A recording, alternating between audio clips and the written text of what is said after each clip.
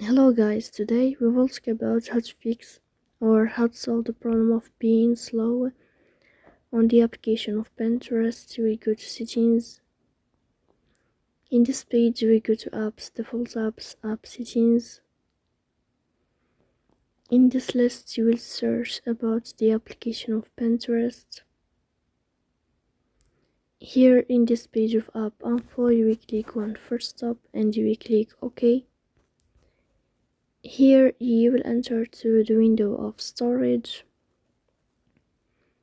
Here you will click on clear cache, but pay attention, don't click clear data because that can delete your account.